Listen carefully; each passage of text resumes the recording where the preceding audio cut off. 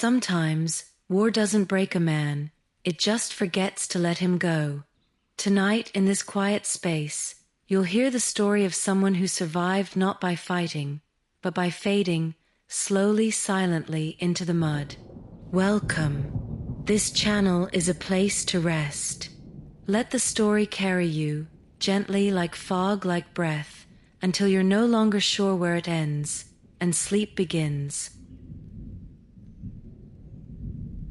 Before the stench, before the lice, before the war carved itself into his bones, Henri Dupree still shaved every morning. Back then, he was just another son of Lille, folding shirts for railway passengers and measuring his worth in the crispness of a clean collar. The world was still hung in linen and afternoon bread, and Henri kept a small bar of lavender soap hidden in a drawer, wrapped in waxed paper. He liked how it smelled of calm Sundays and warm water. He liked how it reminded him that life, despite its weight, could still be soft. Then came the war, slipping through train whistles and the rattling windows of late summer kitchens. Mobilization didn't arrive as thunder, but as a sigh, an old man murmuring that the world was about to forget how to be kind. Henri packed a trunk, kissed his mother's wrist, and told her he'd be back by winter. In the mirror of his last civilian morning, he noticed a small freckle on his jawline he had never seen before. That freckle would vanish months later, lost beneath layers of grime and scab. By the end of 1915, Henri no longer searched for mirrors. He had become Sergeant Dupree, a man woven into the trenches like moss between bricks. The trench was not earth, it was exhaustion shaped by shovels and panic. Mud wasn't mud, it was memory liquefied, soaked with blood, piss, splinters of jawbone, and the stink of terrified men. The rain came sideways. The sky never opened. And one morning, as if guided by some small rebellion, Henri stopped washing. Not from laziness nor defiance, but because it no longer made sense. His comrades noticed first. A twitch of the nose, a held breath, a joke passed quietly down the line. "Sergeant smells like a butcher's sock," someone whispered once, but not loudly. Henri was no longer a man in uniform. He was the trench itself. His scent became warning, ritual, wall. It clung to his uniform like a second shadow, like a shroud. And soon the jokes stopped. A man who smells of rot walks closer to death, and the dead do not take offense. There was comfort in his filth, in the way it separated him from time.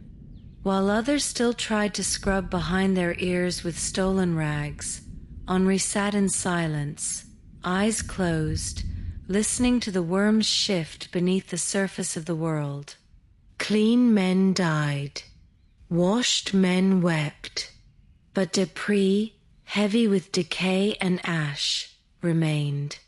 Not untouched, but unseen, as though his body had already begun the slow work of returning to the soil and simply forgot to die. The lice came early, before the frost, before the first frostbitten toe fell off like a button in the mud. They nested along his spine, moved beneath his collar in slow spirals, like whispering prayers with their legs. Dupree did not scratch. He felt them, yes, he always felt them. But he let them stay, as one might let ivy grow over a forgotten house. They were not pests. They were inhabitants. They were part of the structure now. Every morning, while others flicked frozen water at their faces or scraped their cheeks with broken razors, Sergeant Dupree remained still. He sat against the wall of the trench, fingers curled around a half-smoked cigarette, eyes glazed in that peculiar way that only comes from having seen men disappear from the inside out. He breathed through his mouth. Not because of the smell, his own stench no longer registered, but because breathing through the nose meant remembering. And remembering here was a dangerous thing. No one dared approach him anymore, not directly. Orders came folded on scraps of wet paper or through second-hand messengers. But he always obeyed, always moved precisely when needed, like a pendulum long set in motion. It was said he could smell the artillery before it fell, that rats avoided his sleeping form, that the enemy, somehow, never targeted the places he stood. Whether these were facts or wishes no longer mattered. He had become a kind of myth, a walking superstition stitched together with fleas. Once, during a rare downpour, a young recruit, barely 18, with cheeks still pink beneath the grime, offered him water in a tin basin. He smiled, hopeful, naive. Dupree looked at him for a long moment, rain streaking down his brow like tears that would not come. Then, with the slow weight of years behind it, he turned away. That night, the boy was gone, deserted, left only his socks behind, neatly folded, as if trying to give his absence a polite shape. Dupree didn't speak of it, nor did the others ask. Yet, hidden deep in the folds of his greatcoat, sewn into the lining like a secret confession, Dupree still kept that first bar of lavender soap, wrapped carefully in the same waxed paper. He hadn't opened it in months, perhaps years. But some nights, quiet ones, when the wind sang low and the rats slept, he would press it to his chest, inhale without thought, and remember. Just enough to hurt. Just enough to remind himself that somewhere, far from the mud and lice, the world still held a trace of sweetness. Meals were never meals, only pauses in hunger. In the narrow gut of the trench, food arrived in dented tins, in broken crates, in hands already trembling from cold. The bread, when it came, was always wet, not from rain, but from the breath of time. It tasted of mildew and rust, soft at the edges, sour at the core. Sometimes, Dupree would hold a slice against his face, not to eat, but to feel its temperature. Warm food was memory. Cold food was fact. He preferred facts. The others still spoke of butter, of roast duck, of pastry crusts and apricot jam. They recited menus from home like men reciting psalms, as if naming the old flavors might summon them into being. But Dupree remained silent. He didn't remember what butter felt like. His tongue, like his hands, had learned to forget softness. He chewed only because his stomach required motion.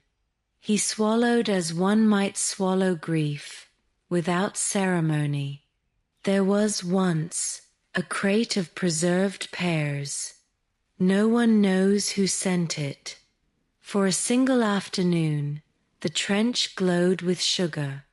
Dupree took one, unpeeled. The fruit dissolved like silk in his mouth, but he didn't smile. Instead, he wept, the kind of weeping that doesn't reach the eyes, but collapses the ribs inward. He buried the core in the mud, like a relic, and after that, he refused all sweets.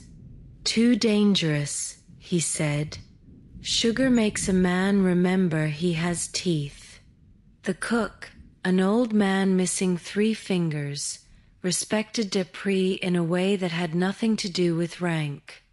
He gave him the burnt crusts, the dense heel of loaves, the parts no one wanted, and Dupree accepted them with the solemnity of a priest receiving ash. Each bite was a kind of penance.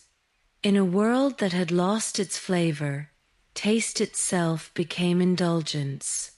He would rather starve than remember his mother's soup. Some nights, when the damp bread curled at the corners like dead leaves, Dupree placed it carefully beside his coat. He wouldn't eat it. Just let it sit. Let the mold bloom like frost. Let the trench take it slowly, as it took everything else. He watched bread decay like others watched sunsets, as proof that time was still passing, even here, even in this grave with no lid. There were letters, of course, pockets full of them. Some scribbled in haste, others composed like lullabies. Most soldiers wrote home to wives, mothers, lovers real or imagined. Their handwriting danced between mud stains and shrapnel scars, trembling not from fear, but from hope that someone somewhere might still read their names aloud. Dupree, too, kept paper, but he never wrote to anyone living. Instead, he wrote to the dead, to men who had dissolved into the soil beside him, to boys who had spoken once and then never again. He addressed them as mon frère, or sometimes simply you. His letters were short, a line, perhaps 2. It rained today. I ate nothing. Or, your boots are still where you left them. He folded each note into the lining of his coat, a coat now heavier with paper than with warmth. The others didn't ask. They knew. Or rather, they felt the weight of his ritual and chose not to disturb it. In war, superstition often wears the clothes of sanity. Dupree believed that words kept men from vanishing entirely, that to write a name was to delay its fading. His letters became monuments in miniature, tiny tombstones pressed against his ribs. Once, a chaplain offered to bless his pages. Dupree declined, gently. They already know I remember them, he said, and that was enough. Memory didn't need incense. It needed ink. Ink and a coat thick enough to carry grief without tearing. In the folds of that coat, beneath the filth and the lice, he carried a cemetery no one else could see. Occasionally, during long watches under a sky blank as bone, Dupree would unfold a letter at random and read it aloud, barely above a whisper. Not for the dead, they had no need for repetition, but for himself. Each word was a tether, each name a weight. The silence after reading was never empty. It was full of echoes, not of what had been said, but of what still lingered unsaid between the lines.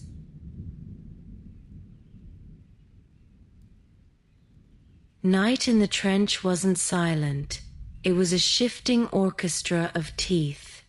Men ground them in their sleep, in their fear, in the hunger that never truly faded. The sound came in waves, like wind through shattered glass, subtle at first, then jagged. Sergeant Dupree listened to it with a strange intimacy. Each grind was a signal, a heartbeat. Sometimes he could tell who was about to break, just by the tempo of their molars against bone. His own teeth had begun to splinter, not from violence, but from neglect. He bit into nothing hard, yet pain lived in his jaw like a parasite. One incisor had blackened, another had loosened, but he never complained. The ache reminded him he still had a body, a fragile, decaying geography of breath and nerve endings. Others feared pain. Dupree cherished it, like a thread still tying him to the world of the living. The trench walls groaned at night, earth collapsing in quiet sighs, the mud folding inwards, the wooden planks softening into pulp. Somewhere, always, a man was whispering prayers into his blanket. Somewhere, a rat gnawed on a forgotten heel of bread. Somewhere, a boy muttered his mother's name as if it might bloom into a door. Dupree heard everything. He didn't move. He became a witness, not to acts, but to erosion itself. There was one night, thick with fog and the smell of iron, when Dupree woke to a sound not of teeth, but of sobbing buried beneath a helmet. A young corporal had tried to muffle himself, stuffing a wool sock into his mouth, trembling in the way only those who still hoped could tremble. Dupree stood above him, not speaking. Then, without warning, he placed his hand, heavy, mud-crusted, trembling from fatigue, on the boy's shoulder. Not to comfort, just to remind. You are still here. Later, the boy would swear that Dupree had whispered something, but when pressed, he could not recall the words. Only the feeling, like warm breath against frost-bitten skin, like a tooth finally falling loose, and the quiet afterward. It was said that from that night on, the corporal never ground his teeth again. Not once. A uniform soaked in trench water does not dry. It clings to the body like grief, seeps into the skin, becomes part of the flesh. Dupree had not worn dry cloth in months.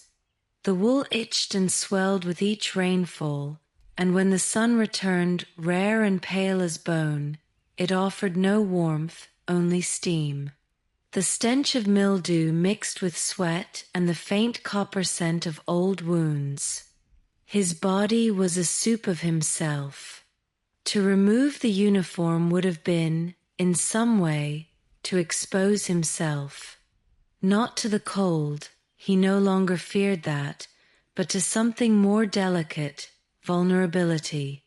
Nakedness was a memory for Dupree, distant and indistinct. A childhood bath. The warmth of his mother's hands scrubbing behind his ears. Now he could not imagine skin without cloth, could not imagine breath without the pressure of wet wool against his chest. Once, during a supply break, a doctor offered him new garments. They smelled faintly of starch and unfamiliar soap. Dupree looked at them with the awe of someone offered a life that no longer fit. He took the new uniform, folded it carefully, and buried it beneath the boards of the trench. No one asked why. The doctor never returned, and Dupree, heavier than before, walked slower, as though carrying the weight of his choice like a second spine. Others cursed their clothing, tore sleeves in frustration, wrapped feet in paper to keep dry. But Dupree embraced his decay, the fungus on his boots, the crust forming under his arms, the belt stiff with filth. He believed the uniform had memory, that each thread remembered every explosion, every body stepped over, every command half obeyed. To change it would be to forget. And forgetting here was the beginning of death. There were rumors, always whispered, never confirmed, that the enemy, upon capturing men like Dupree, refused to touch them, that the stench itself was a form of resistance, that he had become a relic of the trench, immune not through strength, but through surrender. He did not fear drowning in mud, because he had already sunk. His uniform was his coffin, stitched, soaked, sealed, and yet he walked on, heavier than water, lighter than memory. There had once been a mirror, small, round, with a crack on the edge, framed in tin.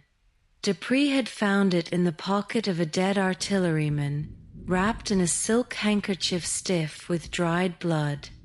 At first, he kept it for shaving, a habit from a former life. But soon, the act of shaving became absurd. The blade dulled, the lather vanished, and the mirror became something else, not a tool, but a witness. He would take it out during the rare silences, when the trench breathed slowly, like an old man napping in a chair. He never looked long, just enough to confirm he still existed. His reflection became less a face and more a suggestion, eyes hidden behind grime, a mouth like a line drawn in ash, cheekbones hollowed by nights without dreams. The crack in the glass grew wider. Some days, it seemed to split his face in two. What disturbed him most wasn't the filth or the scabs or the lice crawling along his jawline. It was the absence of familiarity. The man in the mirror did not blink in rhythm. He seemed older, heavier, somehow farther away than his own breath. Dupree began to wonder if the mirror had started remembering someone else. Perhaps it had absorbed the reflections of every man who'd ever held it, layering them like sediment over his own. One evening, a shell landed close, not close enough to kill, but near enough to peel open part of the trench wall. The blast knocked him back, the mirror flew from his hand, and when he found it in the mud, it was shattered completely. Tiny shards buried in the earth like teeth. He did not try to recover them. He simply stared at the ground, then stood and walked away. From that night on, he no longer sought his face. But there were moments, just moments, when he would pass a puddle after rain and catch a glimpse of something moving. A ripple, a shape, an outline with no anchor. He never stopped. He did not kneel. He let the water distort him, let the mud hide him. He was done chasing mirrors. What lived behind his eyes now no longer needed to be seen. It needed only to remain. The others still called him Sergeant Dupree, though most had forgotten why. Ranks meant little here. They were more like talismans than titles, worn for structure, not respect. But there had been a time long ago when he was Henri. Henri who liked lemon candies. Henri who carried a pocket knife engraved with his initials. Henri who danced once, badly, at a wedding. That Henri had become a ghost stitched inside a uniform. It wasn't a sudden forgetting. It came slowly, like dusk. First the edges dimmed, then the center faded. At some point, someone asked his name, and he paused. Not because he didn't know it, but because it no longer felt like his. Saying Henri out loud felt like wearing another man's jacket. Ill-fitting, borrowed. He had shed that name like old skin, and the skin had not grown back. He tried once, in the privacy of a shell crater, to whisper it, just to himself. But the sound died in his throat. The syllables felt too soft, too clean. Henri was someone who bathed, who brushed his hair, who had a favorite song. That man would not have survived here. That man had no business among worms. Sergeant Dupree, though, the name given, not the name born, had dirt behind his eyes and no need for lullabies. Names are anchors. They tether us to stories, to homes, to dinners that end in laughter. Without one, Dupree floated. He moved through the days like a shadow stretched too far. Some men carved their names into the trench wall to feel real. Dupree carved nothing. He preferred to vanish slowly, piece by piece, until only scent and silence remained to mark where he had been. Still, there were nights when he dreamed in a voice not his own. A woman's voice, maybe his mother's, maybe not, would say Henri into the dark. And he would stir, just slightly, like a child half-woken by thunder. But he never answered, not even in sleep. The name hovered for a moment, warm, golden, almost sweet, and then dissolved into the cold breath of dawn. By now, the uniform no longer clothed Sergeant Dupree. It inhabited him. It had fused with his shape, mapping every bend of his ribs, every hollow where fat had melted into fatigue. Threads once coarse with wool were now softened by rot, made pliable by months of sweat and weather and stillness. He could feel it breathing with him, rising and falling like a second body stitched around the first. He had not taken it off in over a year, not even once. Not to sleep, not to piss, not to inspect the crusted wounds on his thighs. At some point, it stopped mattering where cloth ended and flesh began. The seams dissolved, the buttons rusted into green blooms, and the belt had carved itself into his abdomen like a memory unwilling to loosen. If someone had cut the uniform from him now, they would have peeled away skin. Fungus grew along the hem of his trousers, small pale colonies that curled like delicate lace. The others stopped noticing, or rather, they learned not to stare. In the beginning, some men mocked him in whispers, calling him a moss man, a walking trench. But mockery died quickly in this place, devoured by hunger and rats. Now his presence was treated like fog, inescapable, unpleasant, and strangely protective. There was a young medic once, new to the line, full of antiseptic and fear. He tried to treat Dupree for a festering cut on his calf, but recoiled when the bandage lifted a chunk of cloth fused with living tissue. Dupree didn't flinch. He simply watched, quiet, as if the leg belonged to someone else. "You'll get infected," the medic murmured. Dupree only shrugged. "I already am," he said, and walked away, his limp the only punctuation. In that moment, the medic understood what others had taken months to learn. Dupree was no longer fighting the war. He had become part of it, a relic with breath, a warning wrapped in wool. He was not afraid of losing a limb. He was afraid of remembering he once had two.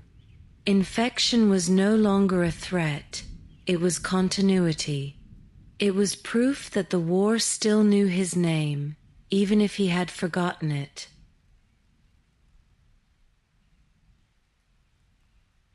It rained often, but never with intention. Not the kind of rain that invites you to tilt your head skyward and let yourself be rinsed. No, trench rain was cruel, bone deep, without music. It fell sideways, it fell upward, it fell from mud as much as from clouds. It pooled in boots and lungs, filled foxholes and drowned letters. It eroded names from dog tags. It made the world sag under its own weight. Dupree used to stand in it, arms slightly open, head tilted, not in defiance, but in invitation. Let it wash me, he thought once. Let it do what soap could not. But the rain did not cleanse. It smeared. It softened scabs and turned dried blood into fresh wounds. It carried the stink of rot from one man's collar to another's breath. There was no baptism here, only saturation.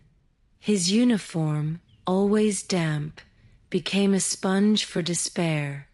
Each droplet added weight. And yet, he never removed the coat, never sought cover beyond necessity. There was something sacred in the wetness, something that whispered, if the rain cannot save you, at least it can make you harder to touch. The water numbed him, froze the edges of his thoughts, blurred the difference between cold and grief.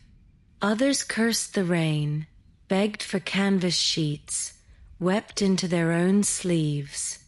But Dupree watched puddles form with reverence. He listened to the rhythm of water on tin helmets like one listens to a clock counting down not to an end, but to a forgetting. Sometimes he imagined the sky wasn't punishing them, it was crying too. Not for the dead, but for the filth that would never come clean. And yet, despite everything, there were moments, rare, almost impossible, when the clouds broke just enough to let a sliver of pale gold spill into the trench. Not warmth, not hope, just light. And Dupree, soaked to the marrow, would blink once, slowly, and turn his face away. He did not trust such moments.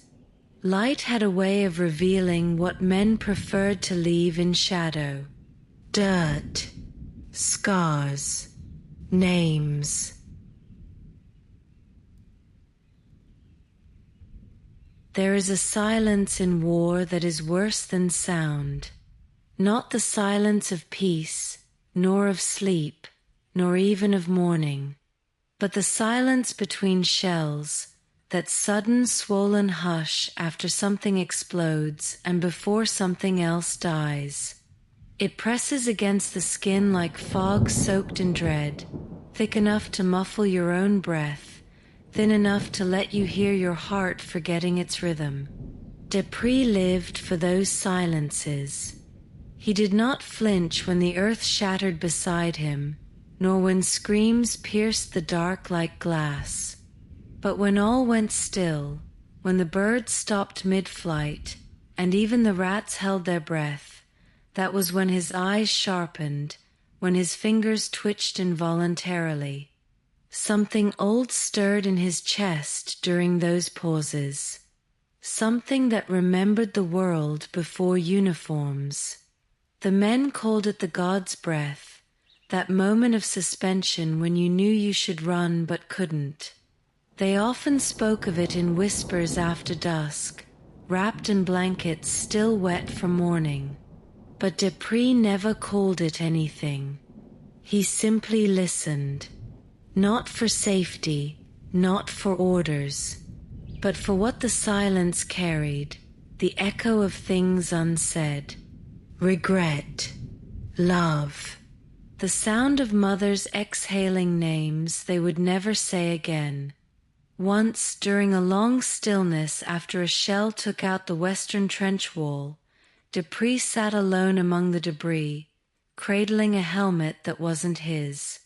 The air buzzed with aftermath. His ears rang, not from sound, but from the vacuum left behind. He held that helmet as if it had been a skull, as if he could still feel thought echoing inside it.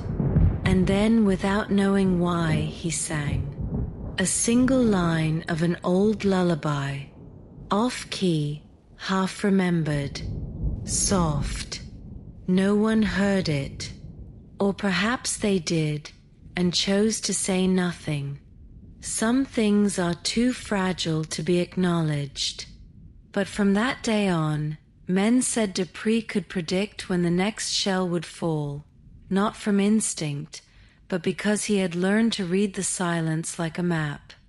He knew where it bent, where it cracked, where it trembled.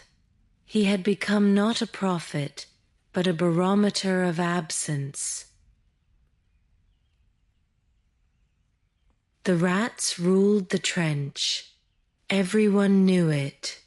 They nested in boot soles, traveled in packs across corpses, and grew fat on the marrow of the forgotten. Some men waged war against them with knives and boots and poisoned bread.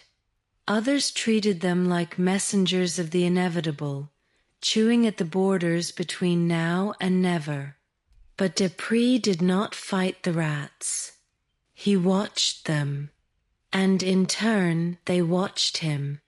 There was one in particular, large, with a torn ear and eyes like polished stone, who returned every night to perch on the edge of Dupree's sleeping board. It never squeaked, never ran, just stared, and Dupree, though he never named it, began to expect its presence. He would lie on his back, eyes half-lidded, and feel the weight of its gaze settle across his ribs like a small breathing question. He told no one, not because he feared ridicule, but because speaking of it would break the strange truce they shared. The rat never approached too close, never touched him.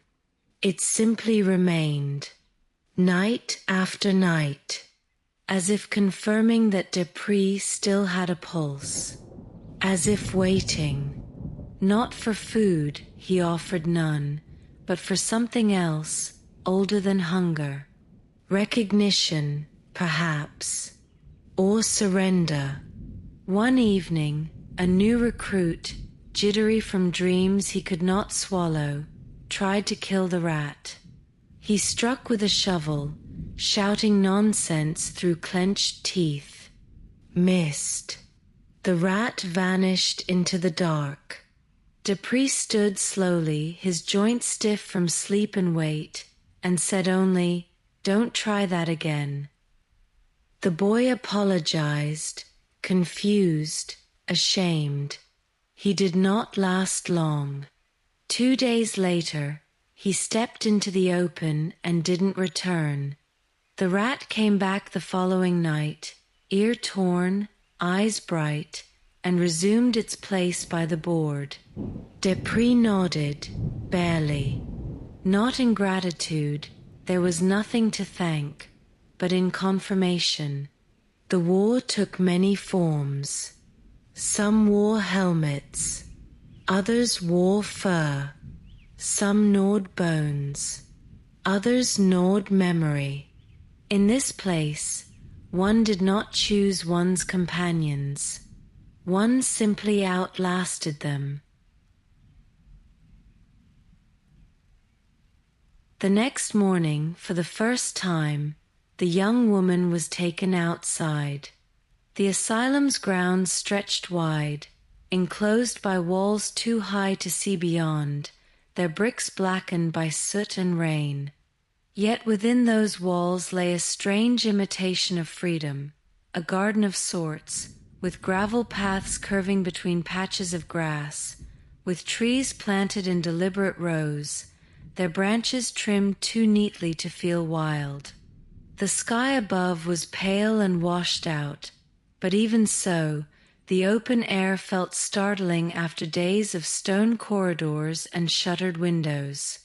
She inhaled deeply, and the air tasted of damp earth, faintly sweet with decay, mixed with the smoke of chimneys always burning somewhere in the distance. The patients walked in pairs, watched closely by attendants stationed at every corner.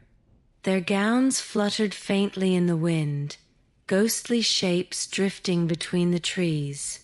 Some women bent to touch the grass, their fingers trembling as though they had forgotten its texture.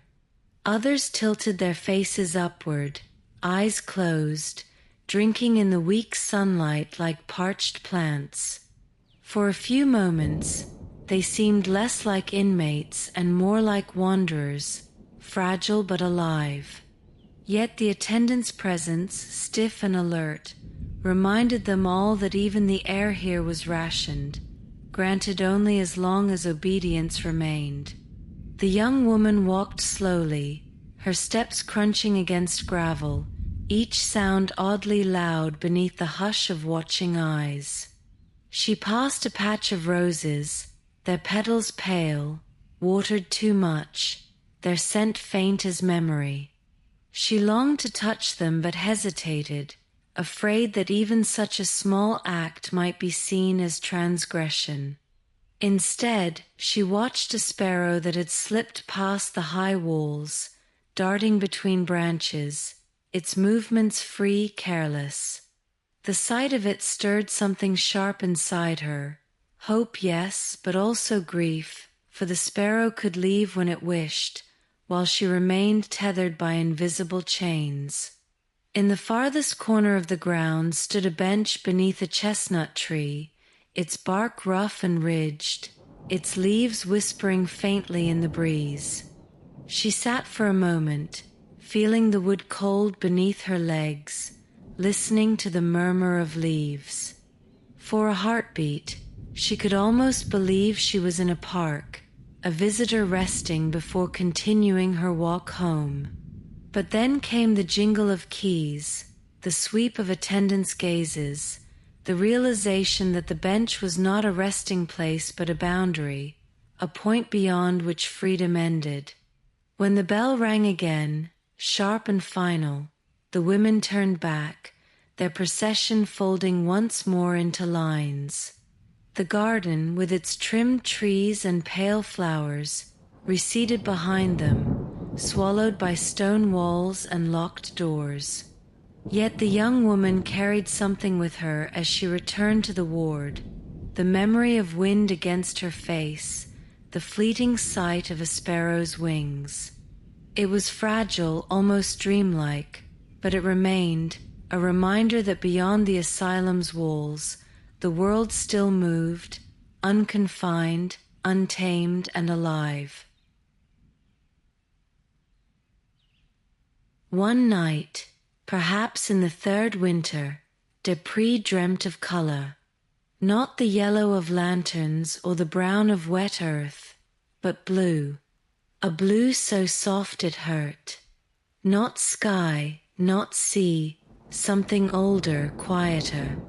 The kind of blue found inside the shells of birds' eggs, or in the fold of a grandmother's shawl, or in the breath between two strangers almost falling in love. That kind of blue. And it was everywhere. In the dream, he was underwater, not drowning, just suspended. The weight was gone. The uniform was gone. Even his name had dissolved into ripple.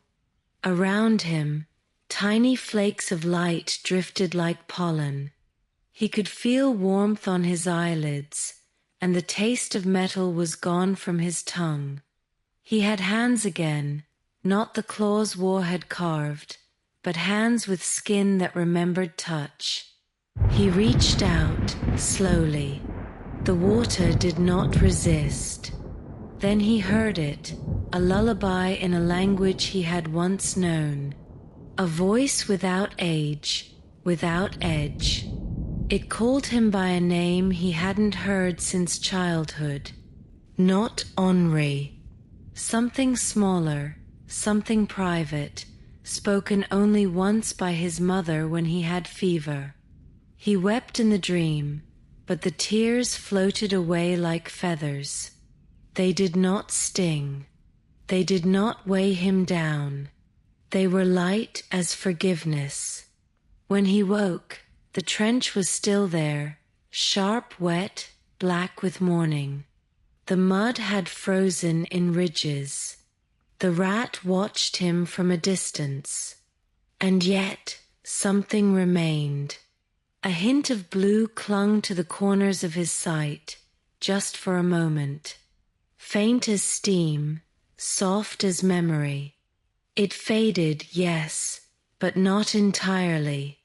He knew then that his body was still capable of holding color, that even beneath all this rot, something soft had survived.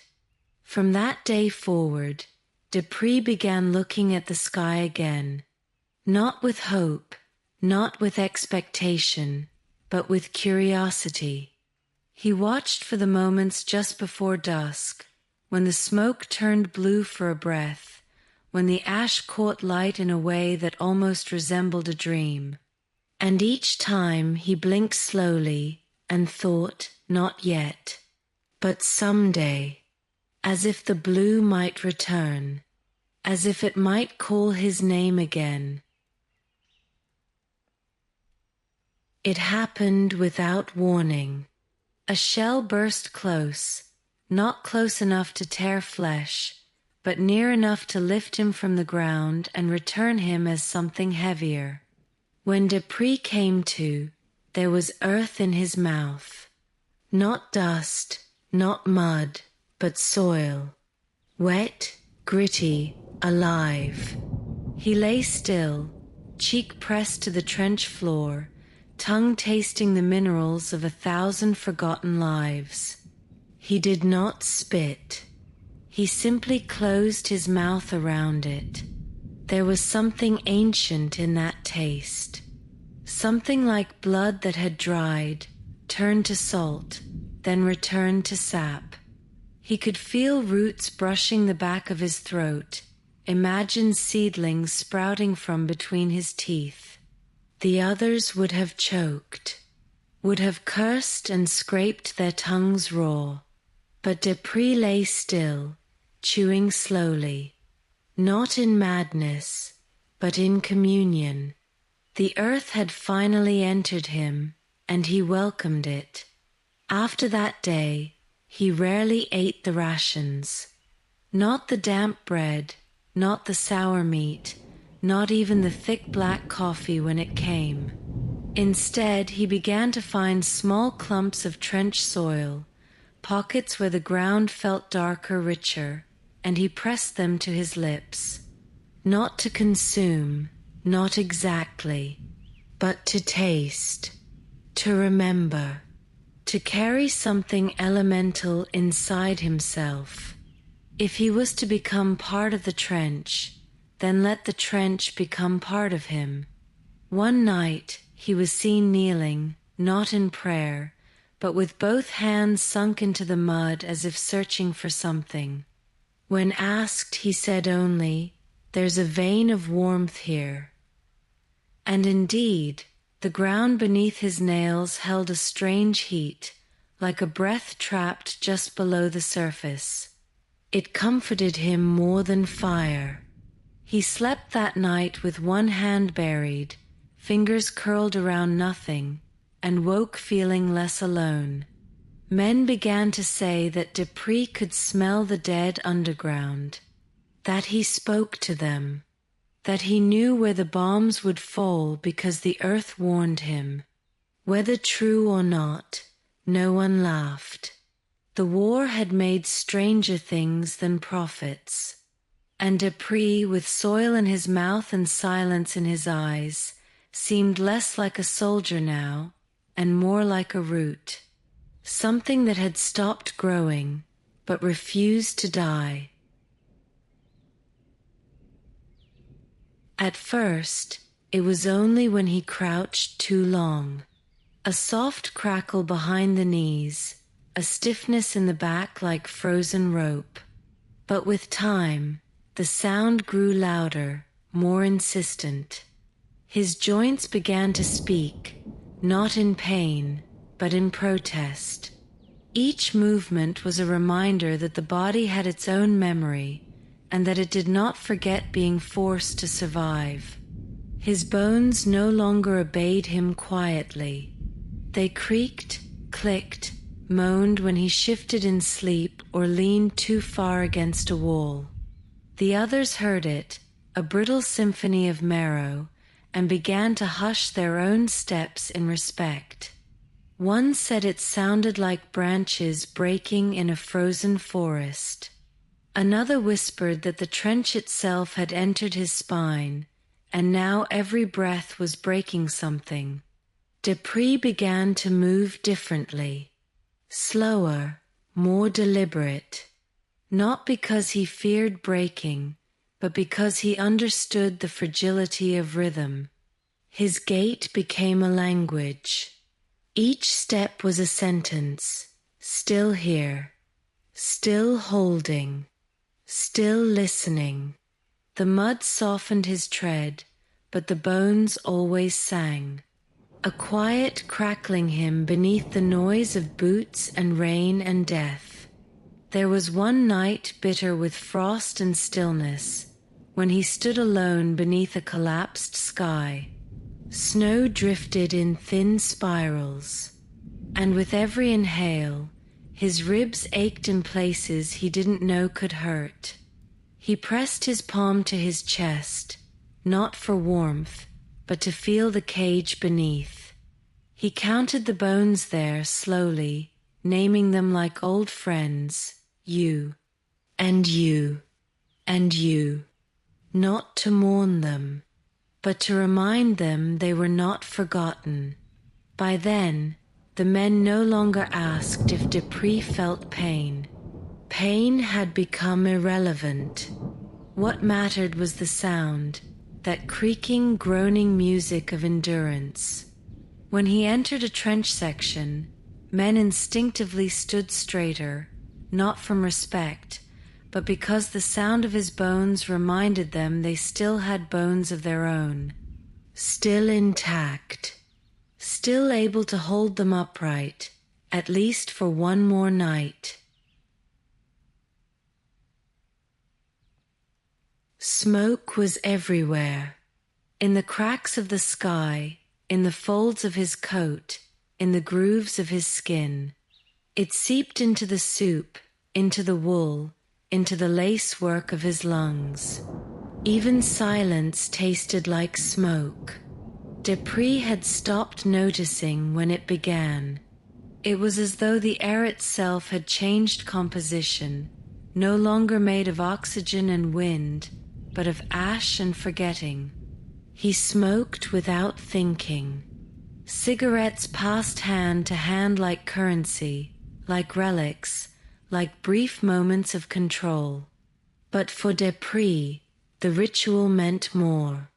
The first inhale wasn't escape, it was invocation. He drew the smoke in deep, not for the comfort, but for the memory of fire. He imagined his ribs glowing, his heart becoming a slow coal, smoldering just enough to keep him animate. The others sometimes coughed, spat black phlegm, cursed the sting of burned lungs. Dupree did not. His breath had long stopped being clean. It no longer searched for purity, only consistency. He welcomed the sting in his throat, the roughness of exhale, as if each drag carved a little more noise out of him. The smoke had become a filter between him and the world, softening its edges, making its sharpness bearable. There were nights when the trench filled with fog, not from nature, but from smoldering boots, burning crates, abandoned fires.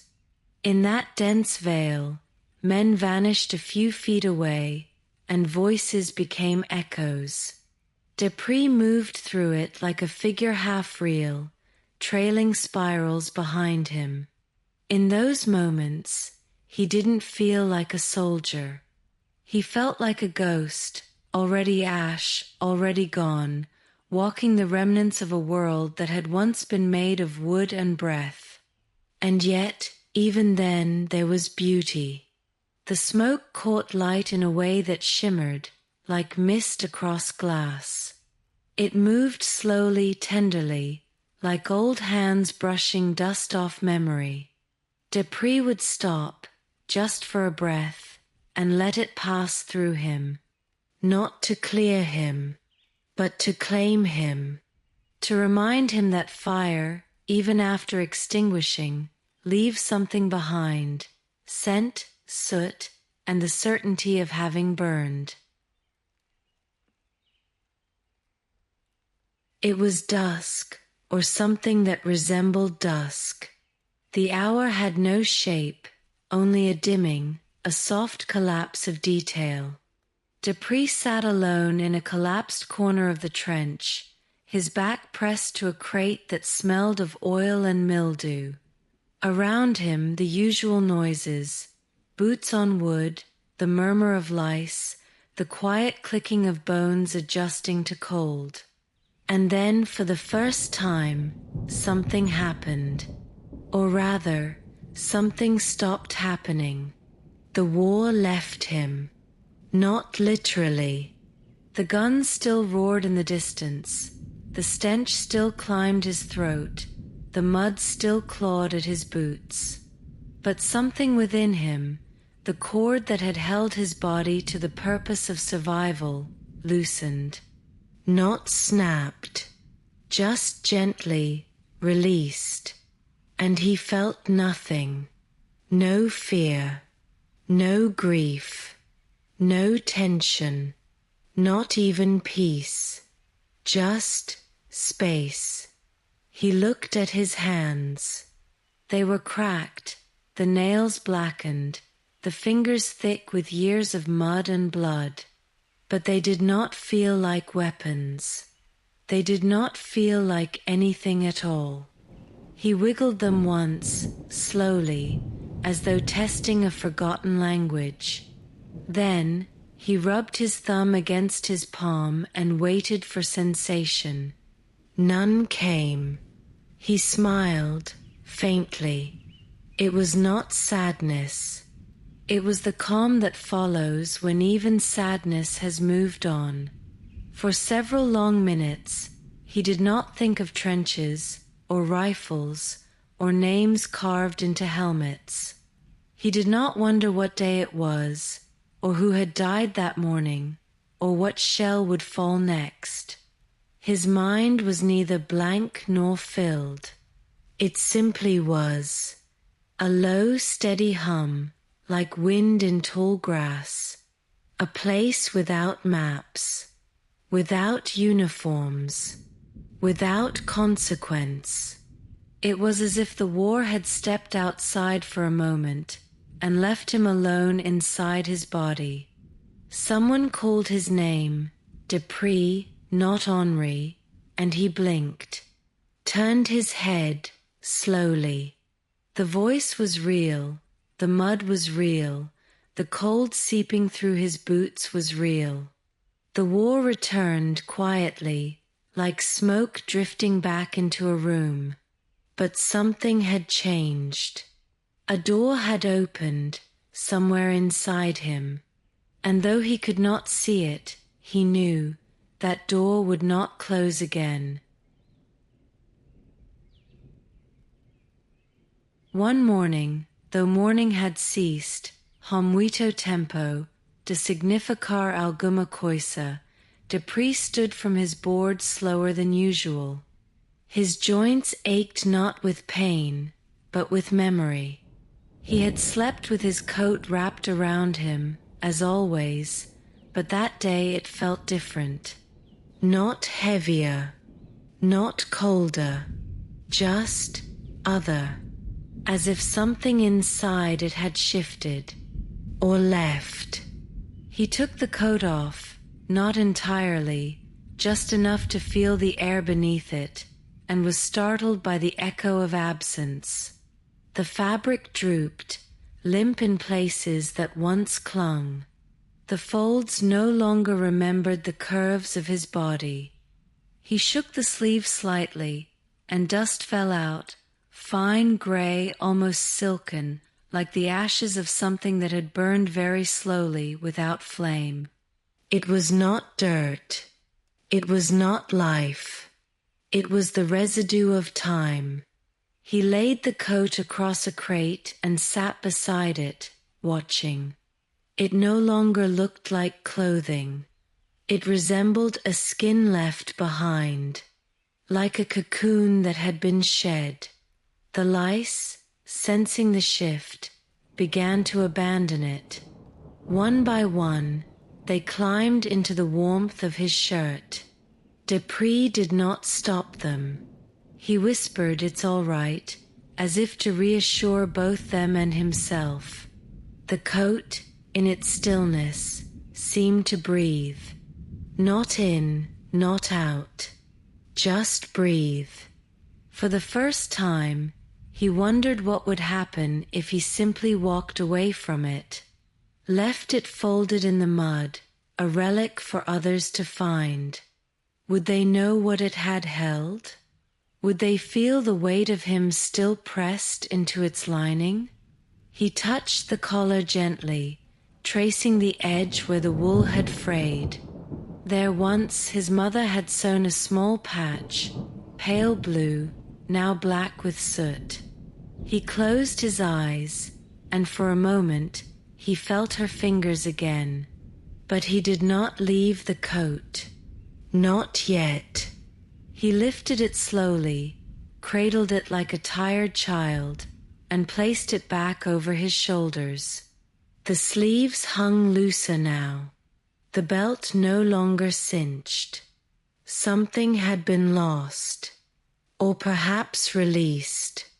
Dupree stood and adjusted the collar. The coat no longer fit, not truly, but it was still his. Or maybe, he thought, he was still its. And either way, they had more walking to do.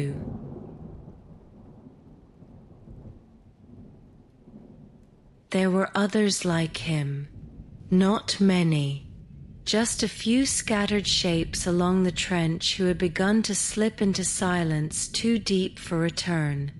You could tell them by their eyes, not empty, not wide but steady. They did not blink as often as they should. They stared as if waiting for something long past due. Not fear, not orders, something slower, like a door to open, or the final breath of a dying animal. One of them sat near the latrine entrance. They called him Boucher, though no one remembered why. He hadn't spoken in 3 weeks. Just sat with a tin cup in his hands, rubbing its rim with his thumb over and over, as if trying to remember what mouths were for. Another, a tall man named Jeanette, slept standing, leaned against the sandbags like a scarecrow forgotten in the fields. When it rained, he smiled faintly. That was all. Dupree recognized them, not just as comrades, but as mirrors. He had joined their ranks without ceremony, without decision. There was no ritual for this kind of fading, no medal, no letter sent home, just a shift in breathing, in gaze, in presence. You didn't disappear all at once. You became a shadow, then a hush, then a shape that others walked around instinctively. They didn't pity you. They didn't touch you. They simply let you dim.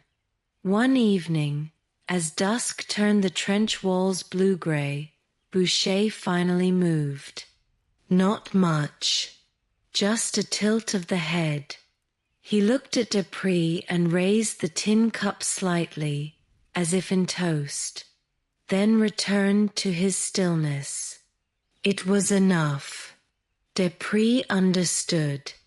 It was not farewell, not greeting, just confirmation. You see me. I see you. In a place where names eroded, that was the only language that mattered.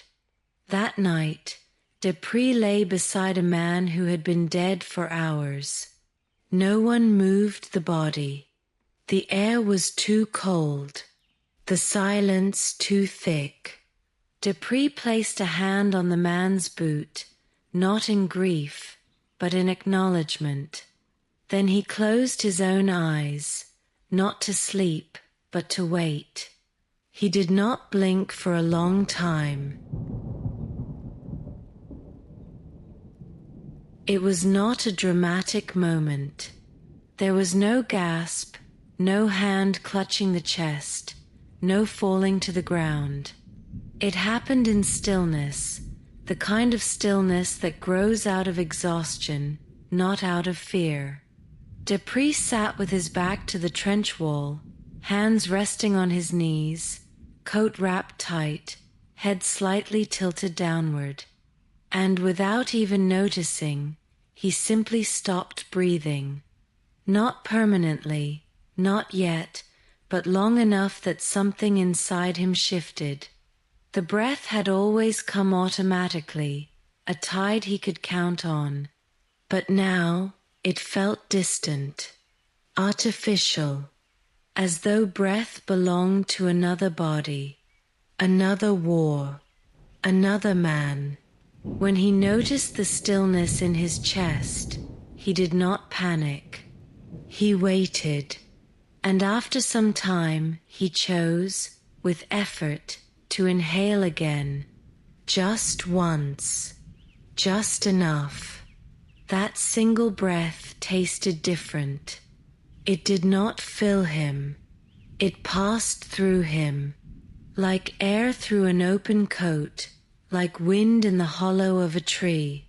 He felt no expansion, no warmth, just motion, the movement of something that no longer needed to stay. It was then that he realized his body was beginning to let go of him, not violently, not in pain, just gently, like a house whose last door no longer locks. He spent the rest of the day observing this distance, the way his fingers no longer responded with urgency, the way sounds arrived late, as if the world had grown farther away. When someone called his name, a real voice from a real mouth, he looked up and blinked twice. The voice did not reach him fully. It was like hearing someone speak underwater. He nodded anyway and returned to stillness. That night, he did not try to sleep. He simply closed his eyes and trusted the breath to come if it wished.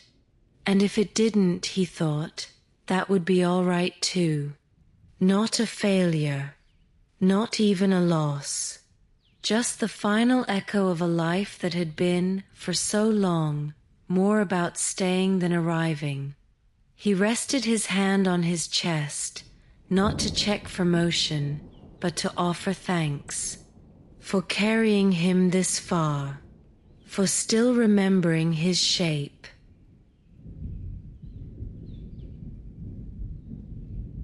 It came to him on a morning drowned in fog, a scent so precise it cleaved time.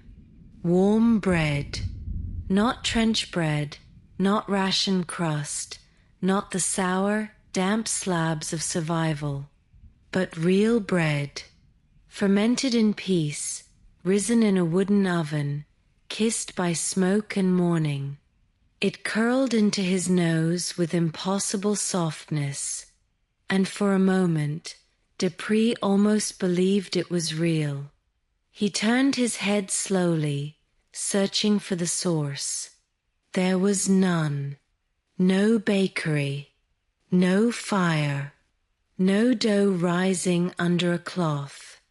just mist and mud, and the quiet rustling of men who no longer believed in flavor. The scent persisted. It wrapped around his shoulders like a familiar coat. It smelled of Sunday, of brushed hair and tin plates, of a table wiped clean with a damp cloth, hands folded in thanks before eating. The hallucination was not cruel. It was gentle. It did not mock him with hunger. It did not ignite longing. It simply offered itself, a reminder, not of what was lost, but of what once was, the memory of warmth, of crust flaking under a knife, of butter melting before it touched the tongue. He closed his eyes and let it linger, like incense left behind in a quiet room. A nearby soldier sniffed the air, puzzled. "Do you smell?" he began. But Dupree raised a hand, softly, to still the question. "It's not for you," he said, almost kindly. The soldier frowned and walked on. Dupree returned to his breath, slow and even now, and inhaled one last time. The scent faded gently, like steam slipping through the boards of a closed window. He smiled, not because he believed in hope, but because he believed in scent. Of all the senses, it was the last to forget, the last to deceive. It had brought him something real, if only for a moment. And for that, he was grateful. Even if no bread had ever been there, even if it never would be again. It began as a murmur, faint, insubstantial, a whisper curling just beyond the edge of hearing. At first, Dupree thought it was wind, though there had been no wind in days. Then perhaps blood in his ears, pulsing with the slow rhythm of exhaustion. But the sound persisted. It was water, running water, not rain, not trench mud, but something else, clear, flowing, alive. There was no river near them, no spring, no well. The maps didn't show anything but wasteland and craters. Yet the sound grew. He could hear it in the cracks between footsteps, beneath the mutter of voices, inside the breath of men who still dreamed. It moved like a stream too shy to reveal itself. It did not call.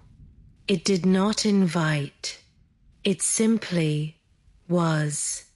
At first, he thought it might be memory, some echo of his childhood in the countryside, where brooks stitched fields together with silver threads. But this sound was not nostalgic. It was present, here, now. He felt it beneath his feet, humming in the soles of his boots. He began to follow it, walking slowly through the trench with his eyes closed, as if the water might rise if he didn't look too hard. No one stopped him. No one asked where he was going. Perhaps they saw it too, or perhaps he had already stepped into a kind of invisibility. He walked until the trench opened into a hollowed-out section, long abandoned, half collapsed. There he sat. The sound was stronger, closer. It curled into his spine, into his fingers, into the spaces behind his eyes. It was the first thing in weeks that didn't smell of death. He leaned his head back and listened, not with ears, with everything, with bone, with breath, with memory. The water didn't promise anything, not cleansing, not return. not rest. It simply moved, a rhythm older than language, a pulse that required nothing. And in that moment, Dupree knew something had opened, not in the ground, in him, and through it the water passed. That night, the fog came early. It was not the usual haze, but something denser, softer, a fog that made sound quiet, not because it smothered, but because it understood that silence was now sacred. Dupree lay on his board, wrapped in the coat that no longer warmed him, surrounded by men who still dreamed or pretended to. His eyes remained open, not with alertness, but with readiness. He took a breath, slow, deliberate, as if teaching his lungs how to move again. Then another, each one shallower than the last. Not from pain, not from weakness, but from a kind of surrender. His chest did not rise as high, his ribs no longer strained. The air entered less urgently, as if both the body and the world had agreed. It was time to speak less, to rest. He did not close his eyes. He watched the mist settle along the edges of things, helmet, board, boot, rat. Everything blurred slightly, as though being redrawn by softer hands. The breath came again, then paused, then did not come, and still he did not panic. There was no struggle, no grasping, just stillness, complete, profound, like a bell that has rung and now only vibrates. Someone nearby stirred, a shift of weight, a murmur in sleep. Dupree did not respond. He was already elsewhere, not far, not gone, just beside, like a thought that no longer needed to be spoken. The body remained. The coat held its shape. The lice settled quietly, as if mourning. But the breath did not return. And in its absence, something new began. Not music, not light, but a kind of transparency, as if the space he once occupied had begun to shimmer, like heat above a field, like air before rain. It did not announce death. It simply allowed what was no longer necessary to stop. By morning, the fog had thickened into something closer to fabric. It did not lift. It did not burn away. It settled gently, completely, like a blanket tucked by unseen hands. The trench was quiet, not from ceasefire, but from a kind of reverence, as if the mud itself had learned to hold its breath. They found him sitting upright, back against the wall, head bowed as if in prayer or thought. His coat folded perfectly over his knees, one hand resting loosely on his lap, the other still holding a fragment of something, perhaps cloth, perhaps paper. No one touched it. No one spoke. There was no need. The shape told the story. His face had softened. The usual tension around his mouth had gone slack. The lines of pain along his brow had faded. His body looked smaller, but not diminished, as though he had finally fit into the space he had been carrying for so long. The rats stayed away. Even the lice seemed to sleep. The trench, for the first time in years, felt almost still. No one called the medic. No one recorded the time. They sat near him for a while, shared a tin of something warm, tore bread without ceremony. One man, without knowing why, lit a cigarette and placed it beside Dupree's hand. It burned slowly in the fog, curling upward like incense in an empty church. A kind of offering, a kind of farewell. Later, when the mist thickened further, and the sky became a blur of bone and grey, someone laid a tarp over him, not to hide, but to honor. Beneath it, his body remained, but something else, quieter, older, lighter, had already gone. Not vanished, not escaped, just gone, like steam, like warmth, like a breath that, once exhaled, never needed to return.